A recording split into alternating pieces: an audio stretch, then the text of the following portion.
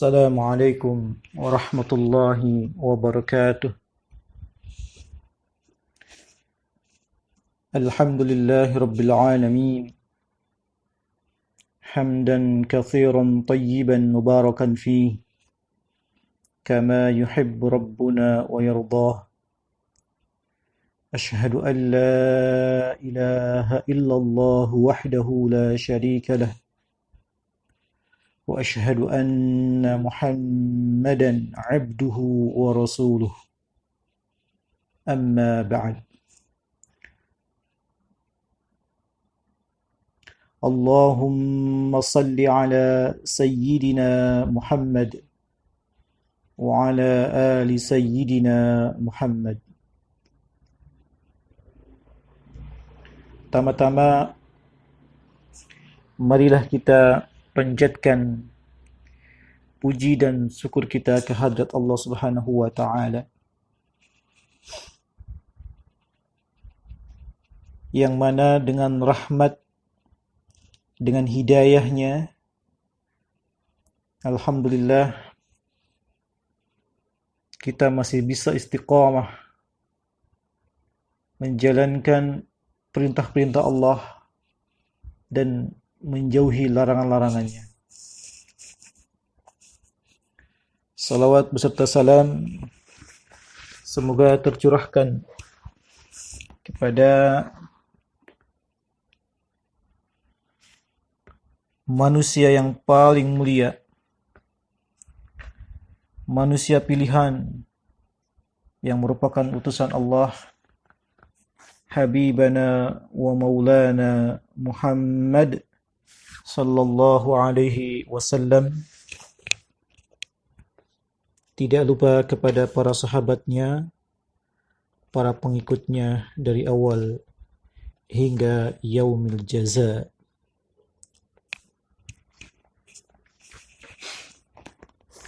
Rekan-rekan sekalian, insyaallah pada kesempatan ini saya akan mengkaji sebuah kitab yang dikarang oleh Al-Imam Ibnu Qayyim Al-Jauziyah.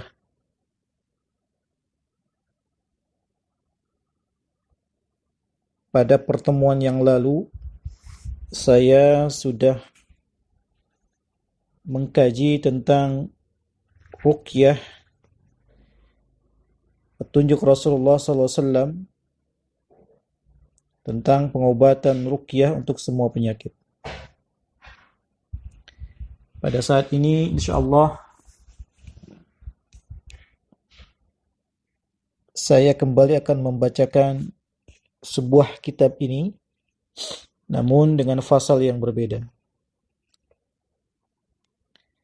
Baik, langsung saja kita mulai. Di hadapan saya ini sudah ada kitab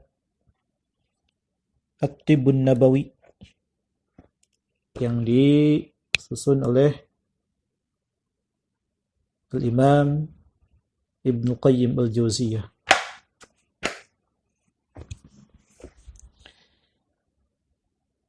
Bismillahirrahmanirrahim. Faslun, sebuah fasal, fi hadihi sallallahu alaihi wasallam,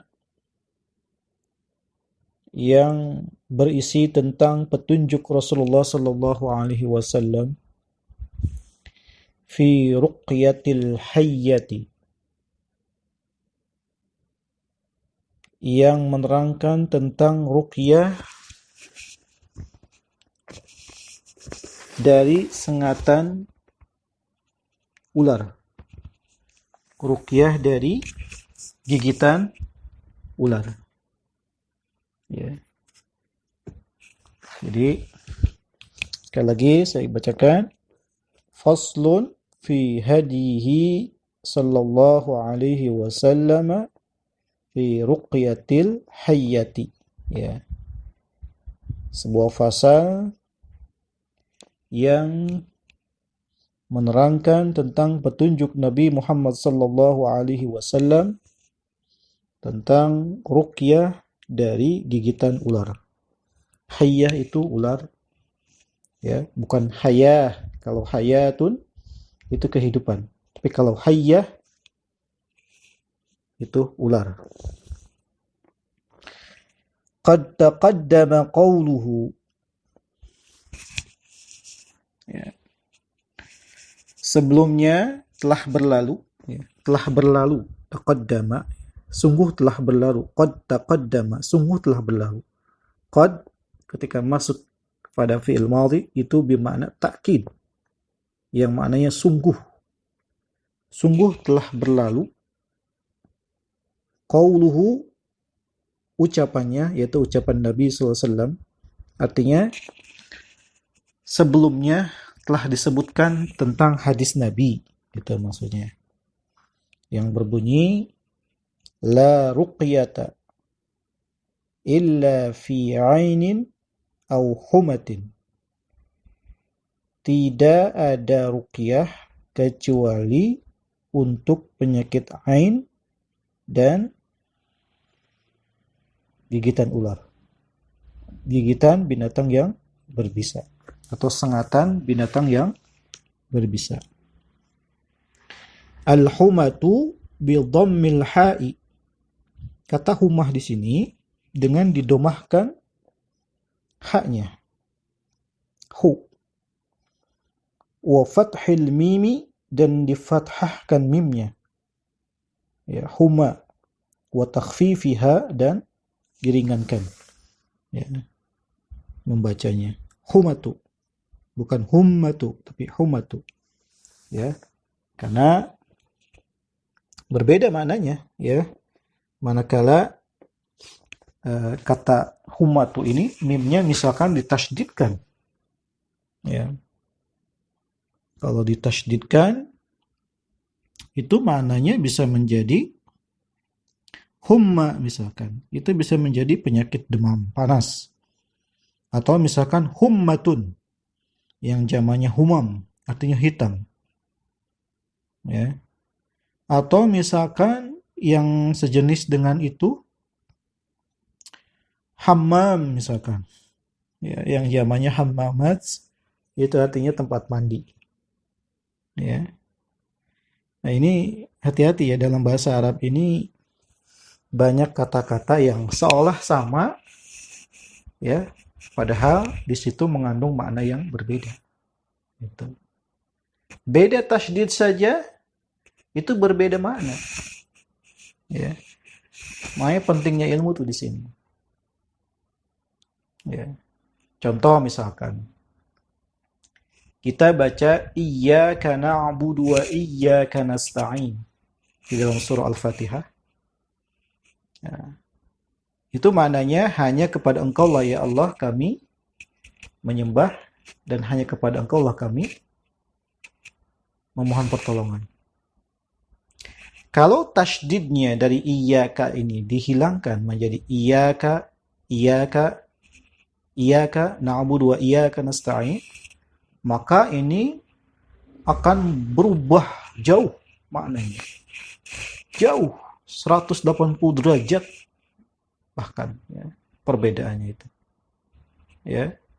Apa iyyaka maknanya? Iyyaka, ya, tanpa ada tasydid artinya kepada berhala lah.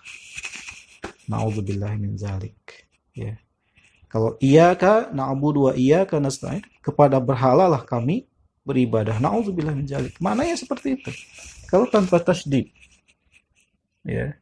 Padahal cuma beda tasydid, tapi subhanallah, ya, perbedaan maknanya luar biasa. Begitu pula misalkan ketika azan, hayya 'alas salat, hayya 'alal falah.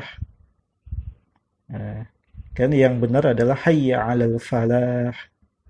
Lamnya biduni tasydid, tanpa tasydid. Artinya marilah kita menuju kemenangan. Bagaimana kalau yang terjadi ketika lamnya itu ditasydidkan menjadi hayya 'alal falah? Nah, ini jauh sekali maknanya. Artinya marilah sama-sama kita jadi petani. Marilah kita sama-sama menjadi tukang nyangkul. Fallah itu petani. Ya. Padahal berbeda. Atau misalkan nas'alullahal barakata.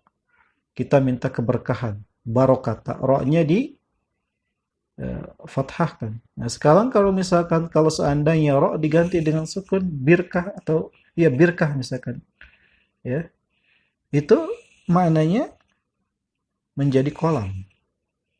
Kami memohon kepada Allah kolam. Ya. Ini jauh sekali maknanya, ya. Atau misalkan kita ketika mengucapkan Allahu Akbar. Allahu Akbar. Allah Maha Besar. Ba-nya dipendekkan yang benar kan? Nah, sekarang bagaimana yang terjadi ketika ba-nya itu dipanjangkan, dimadkan. Allahu Akbar. Ya, itu berubah makna. Ya, itu artinya gendang. Gendang. Nauzubillah min dzalik, masa kita mensifati Allah dengan gendang. Nah, ini suatu hal yang keliru, ya, yang keliru.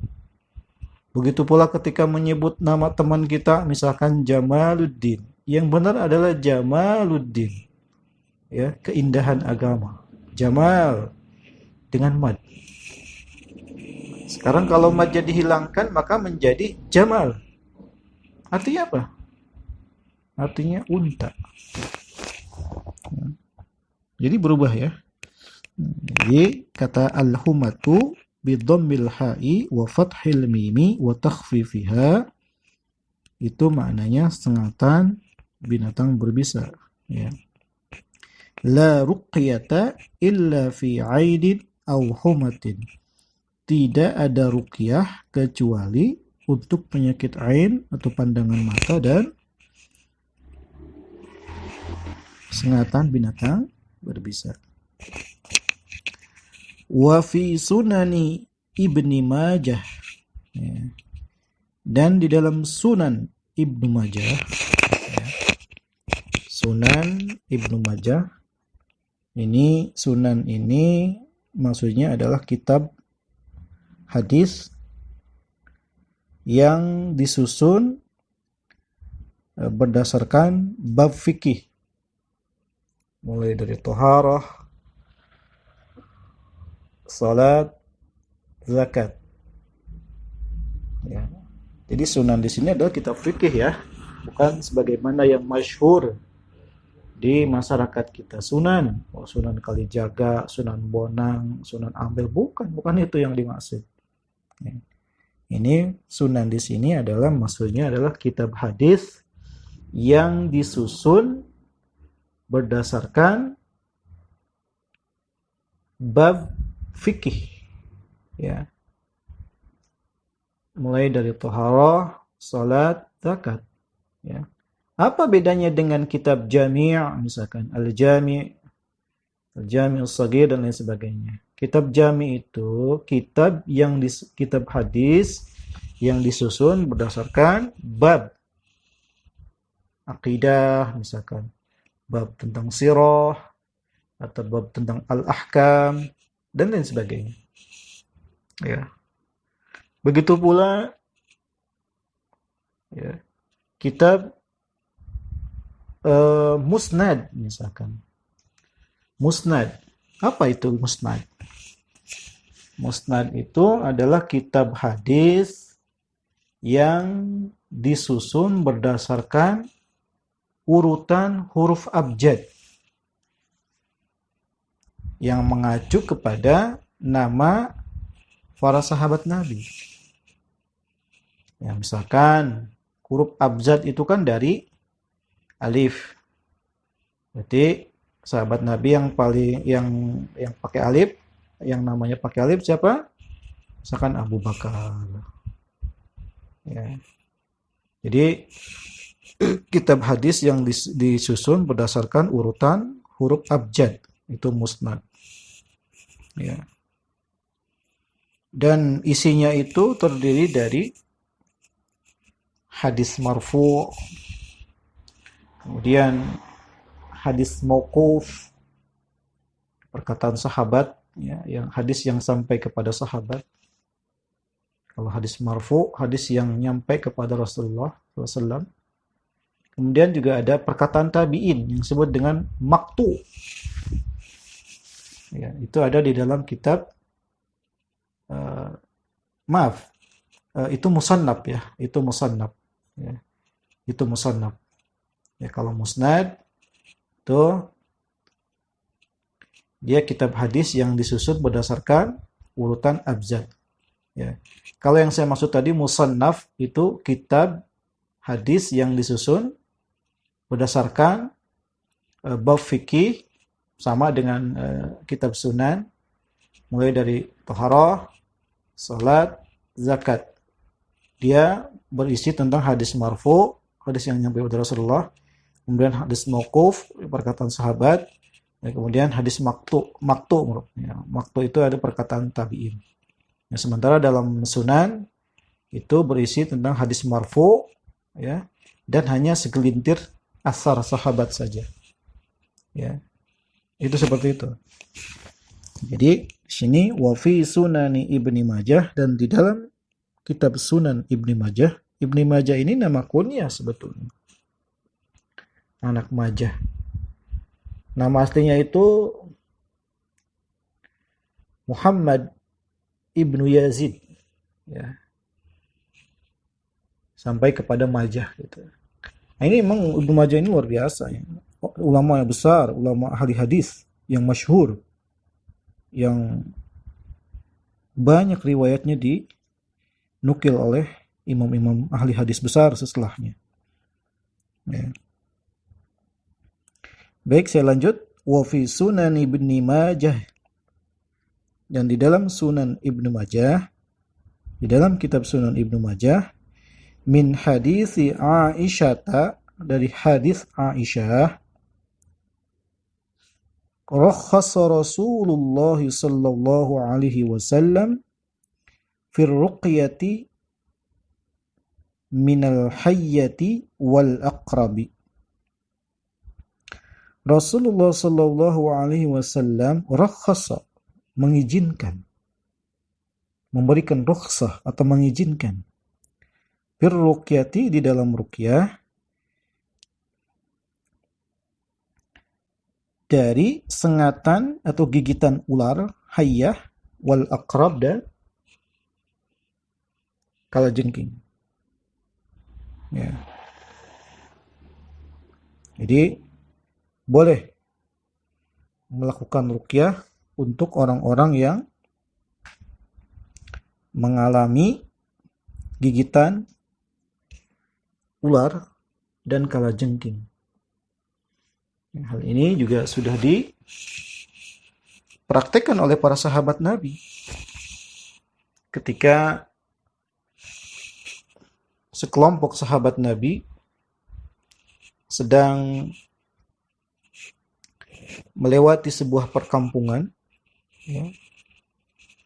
Kemudian para sahabat Nabi itu singgah di sebuah perkampungan yang dimana kepala suku kampungnya itu disengat binatang berbisa. Ya. Pada saat itu penduduknya tidak mampu mengobati kepala suku kampungnya. Ya. Dengan berbagai cara mereka mengobati kepala suku kampungnya, namun tidak ada hasil yang signifikan. Artinya kepala suku kampungnya tidak kunjung sembuh. Nah, kemudian di antara mereka diutus untuk menemui para sahabat Nabi yang pada saat itu sedang safar, ya, sedang singgah di kampung itu. Ya, wahai, apakah ada di antara kalian yang bisa mengobati kepala suku kampung kami? Ya. Kemudian dijawab oleh seorang sahabat, ya, Wallahi inni laraq. Sungguh demi Allah kami bisa meruqyah. Ya. Ya, akhirnya terjadilah peruqyahan, ya. Terjadilah peruqyahan. Apa yang dilakukan oleh sahabat Nabi? Sahabat Nabi qara'a suratul Fatihati barrat. Sahabat Nabi membaca surah Al-Fatihah marrat, berkali-kali. Ya. Dan subhanallah hasilnya luar biasa. Ya, hasilnya Allah berikan kesembuhan kepada kepala suku kampung itu. Ya, padahal mereka sebelumnya sudah melakukan upaya-upaya namun gagal, tidak menunjukkan hasil yang signifikan. Tapi subhanallah dengan diruqyah oleh sahabat Nabi, dengan dibacakan surat Al-Fatihah, maka subhanallah Allah berikan kesembuhan. Ya. Baik, saya lanjut. Wa yudhkaru 'an Ibni Syihab az-Zuhri, dan disebutkan juga dari Syihab az-Zuhri, ya. Artinya diriwayatkan dari Imam Ibn Syihab az-Zuhri berkata, qala berkata, ladagha ba'd ashabi Rasulillah sallallahu alaihi wasallam hayyatun. Ya.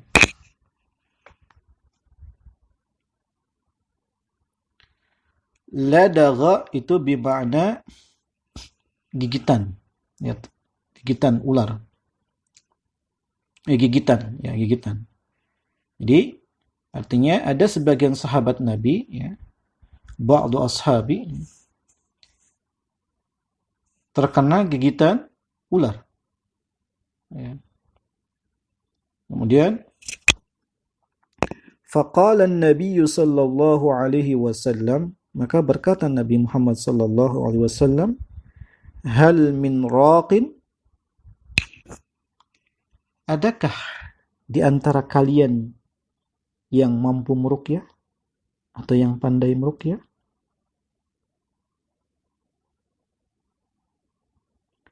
Faqalu, mereka menjawab,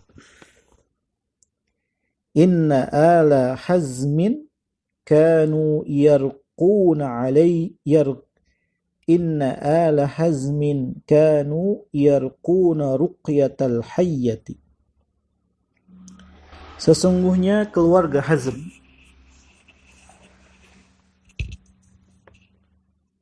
yarquna ruqyatal hayy, biasa meruqyah orang yang terkena gigitan ular.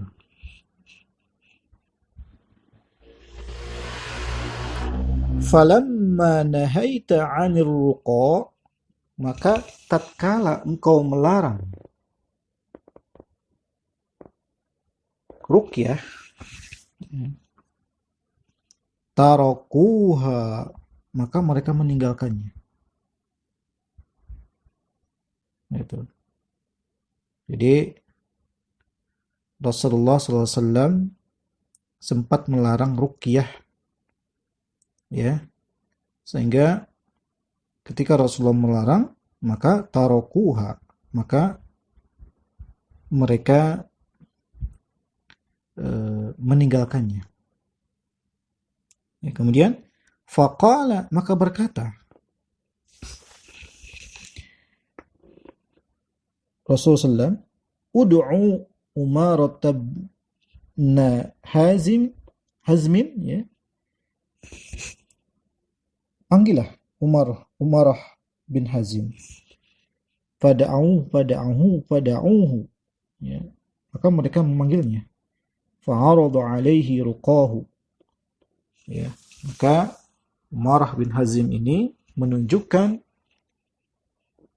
ruqyahnya, ya, di hadapan Nabi, memperlihatkan cara ruqyahnya kepada Rasulullah SAW. Ya. Faqala, maka berkata Rasulullah SAW, la ba'sa biha, tidak apa-apa. Ya, tidak apa-apa. Ya, artinya Rasulullah pernah melarang ruqyah. Namun ketika diperlihatkan oleh Umar bin Hazim tentang cara ruqyahnya, maka Rasulullah mengizinkan. Ya. Ini artinya apa? Artinya bahwa tidak semua ruqyah itu diperkenankan. Ruqyah itu terbagi menjadi dua. Ada ruqyah syar'iyah, ada ruqyah syirkiyah. Ruqyah syar'iyah adalah ruqyah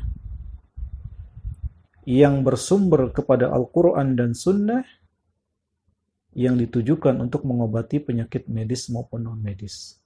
Dan yang dibacakan adalah kalamullah, kalam-kalam Allah. Ya. Jadi kalau ruqyah itu syar'i, maka ini dibolehkan. Kan tetapi syar'i atau tidaknya ruqyah itu tidak mudah, tidak hanya sebatas klaim. Mungkin sebagian di antara kita ada yang mengklaim sudah melakukan ruqyah syar'iyah, hanya bermodalkan stylenya layaknya seperti ulama besar, pakai peci, pakai sorban, mungkin janggutnya panjang misalkan. Ya, apakah itu sudah menjadi syarat ruqyah syar'iyah? Tidak. Ruqyah syar'iyah tidak bisa dilihat dari style.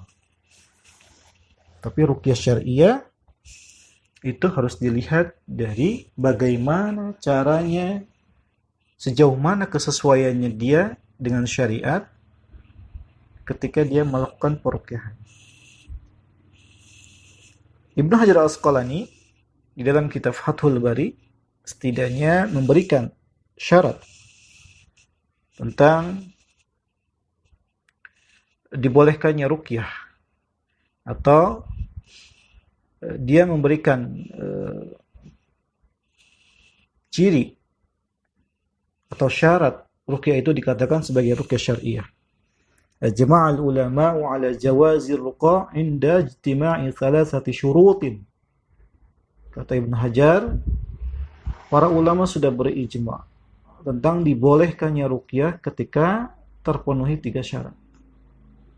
Yang pertama adalah ayyakuna bi kalamillahi ta'ala wa bi asma'ihi wa sifatih. Hendaknya ruqyah syariah itu dengan kalam Allah.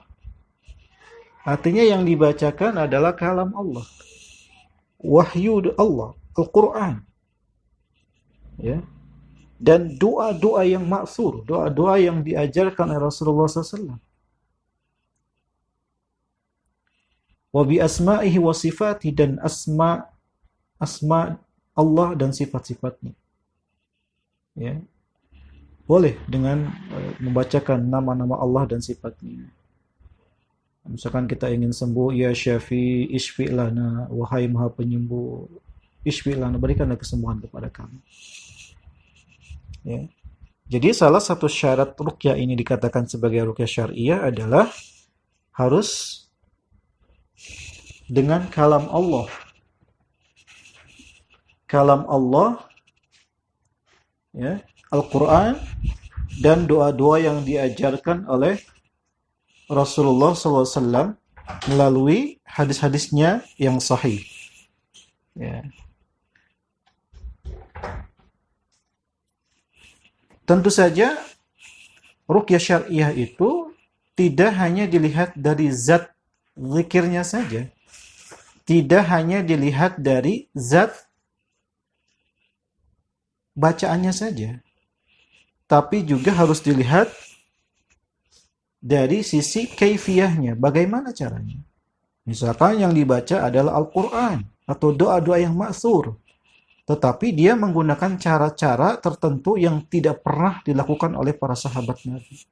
Misalkan sambil baca Al-Fatihah, sambil tahan napas, sambil misalkan jungkir-jungkir balik misalkan. Nah ini satu hal yang tidak pernah diajarkan Rasulullah. Bacaannya bagus, tapi kaifiyahnya tidak bagus. Ya, kaifiyahnya tidak bagus. Ya. Itu jadi harus selaras antara zat bacaannya dan caranya. Kemudian wa ayyakuna bilisanin arabiyyin mubin. Nanya dengan menggunakan bahasa Arab. Ya, bahasa Arab. Boleh dengan boleh kita mengucapkan doa-doa yang di luar dari Al-Quran dan Sunnah, ya, tapi dengan menggunakan bahasa Arab yang maknanya itu jelas, maknanya tidak bertentangan. Dan itu jangan diyakini bahwa itu dari Nabi, ya. Banyak ulama-ulama juga yang melakukan tajribah percobaan, ya. Tapi jangan terus-menerus, sebab kalau terus-menerus itu khawatir nanti ada anggapan bahwa itu adalah suatu keharusan ketika melakukan peruqyah, ya, gitu. Jadi boleh dengan menggunakan bahasa Arab jadi harus menggunakan bahasa yang bisa dipahami maknanya. Menggunakan bahasa Arab, maknanya harus jelas, tidak bertentangan dengan akidah. Kalau dulu kita sering dengar ada istilah jangjaukan, ya, kalau di Sunda itu. Nah ini hati-hati, ya, banyak sekali yang maknanya itu bertabrakan dengan tauhid, dengan akidah Islam. Kemudian syarat yang ketiga adalah wa ayya'taqida anna ruqyah tu'assir bi dzati la tu'assir bi dzatiha bal bi taqdirillah subhanahu wa ta'ala. Syarat ruqyah itu dikatakan sebagai ruqyah syariah adalah dia harus meyakini bahwasanya ruqyah itu tidak akan berpengaruh dengan sendirinya. Ketika kesembuhan itu datang dengan wasilah ruqyah. Nah ini bukan karena ruqyahnya, tapi karena izin Allah, karena takdir dari Allah. Jadi ruqyah tidak akan bermanfaat dengan sendirinya, ya, melainkan semuanya karena izin Allah, karena takdir dari Allah. Jangan diyakini bahwa gara-gara ruqyah jadi kayak gini, gara-gara ruqyah jadi sembuh. Bukan. Hanya ia menyembuhkan Allah. Ruqyah hanya sebatas wasilah saja. Hanya sebatas perantara. Itu. Ya, jadi itu ruqyah syariah. Jadi setelah Umar Ibn Hazim ini memperlihatkan cara ruqyah yang dilakukannya, ya, dan Rasulullah akhirnya mengizinkannya, ya. Ternyata cara ruqyah yang dipakai bukan ruqyah syirkiyah. Kalau ruqyah syirkiyah, ya kebalikan dari ruqyah syariah. Ruqyah yang mengandung unsur kesyirikan. Dia meminta bantuan jin, misalkan, untuk mengeluarkan jin. Dia meminta bantuan jin, khodam, ya, pelayan dari kalangan jin, untuk mengeluarkan jin yang ada dalam tubuh pasien. Ini satu hal yang terlarang dalam Islam. Tidak boleh kita meminta bantuan jin, ya, dalam hal peruqyahan. Ya. Ketika seseorang melibatkan khodam, meminta bantuan khodam dari kalangan jin untuk mengeluarkan jin yang ada dalam tubuh pasien, maka keberhasilannya itu tergantung dari kehebatan jin yang disuruh itu. Tergantung dari kehebatan khodam yang dimiliki oleh si peruqyah itu. Seandainya jin yang disuruh si peruqyah ini atau khodamnya ini adalah tingkatannya lebih hebat, tingkatannya lebih tinggi, maka bisa dikeluarkan oleh si khodam ini. Jin yang ada dalam tubuh pasien bisa dikeluarkan. Ya. Akan tapi ketika sebaliknya, ketika jin yang ada dalam tubuh pasien ini tingkatannya lebih tinggi, lebih banyak misalkan, sementara jin yang dijadikan sebagai khodam oleh si peruqyah ini tingkatannya lebih rendah, maka tidak akan bisa dikeluarkan. Ya. Ironisnya bukan hanya sebatas kegagalan yang didapatkan, tetapi juga malah akan menambah masalah. Kenapa? Ya, sebab ketika jin yang ada dalam tubuh pasien ini tidak bisa dikeluarkan oleh si khodam, tidak bisa dikeluarkan oleh si jin piaraan dari jin peliharaan dari si peruqyah, maka jin yang ada dalam tubuh pasien ini terkadang bisa menjadi magnet bagi jin si khodam ini. Ya. Ya, kasarnya ngapain kamu ngeluarin gua? Ya, daripada ngeluarin gua mendingan masuk sini deh.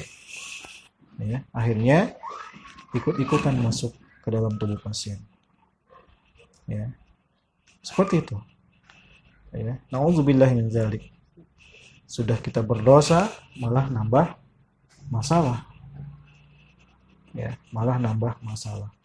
Sebab biasanya jin yang dijadikan sebagai khodam itu biasanya jin yang berasal dari kalangan prajurit biasanya. Ya. Dan ini tentu saja ada hubungan timbal balik. Ya. Si orang yang memiliki khodam itu sebelum dia memiliki khodam, ya, maka dia melakukan ritual-ritual tertentu. Ritualnya tentu saja ghairu masyru', yang tidak disyariatkan dalam Islam. Ya. Ritualnya disyariatkan, tapi kaifiyahnya tidak disyariatkan. Ya. Maka ketika dia melakukan sesuatu yang tidak disyariatkan, akan menyebabkan raja jin senang, suka, karena si orang ini sudah melakukan pelanggaran syariat. Nah, ketika raja jin senang, suka, maka dia akan mengirimkan prajuritnya, salah satu atau sebagian prajuritnya, untuk mau disuruh-suruh oleh si orang itu, si orang yang melakukan ritual itu. Nah, jadi sebetulnya prajurit biasanya itu prajuritnya, bukan rajanya yang dijadikan sebagai khadam itu. Ya, wallah alam, mungkin saja tergantung dari ritual-ritual yang dilakukan oleh si peruqyah, ya. Sejauh mana pelanggarannya, ya. Pelanggaran yang dilakukan oleh si orang yang ingin memiliki khodam ini. Ya mungkin kalau pelanggarannya luar biasa dahsyat, bisa saja mungkin prajurit yang dikirimnya itu adalah level-level yang tinggi. Bisa jadi seperti itu. Ya, wallahu a'lam. Ya. Baik. Jadi Rasulullah mengizinkan, ya. Jadi ketika si Umarah ini memperlihatkan, ya, fa'arada alaihi ruqahu faqala, ya, ketika si orang itu memperlihatkan ruqyahnya di hadapan Nabi, faqala la ba'sa biha. Rasulullah mengatakan tidak mengapa hal itu dilakukan. Ya. Fa'adhina lahu fiha faraqahu.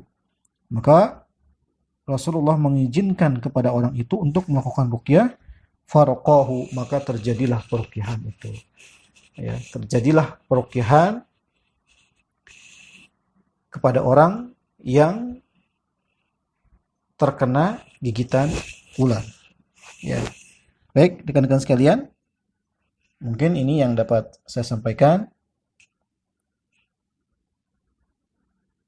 Kurang lebihnya mohon dimaafkan. Kalau benar, kalau ada kata-kata saya yang benar, itu berasal dari Allah. Ya, kalau ada yang salah, itu berasal dari saya pribadi dan dari syaitan. Kurang lebihnya mohon dimaafkan. Saya tutup dengan pembacaan doa kafaratul majlis. Subhanakallahumma wa bihamdika asyhadu an la ilaha illa anta astaghfiruka wa atubu ilaik. Wabillahi taufik wal hidayah. Wassalamualaikum warahmatullahi wabarakatuh.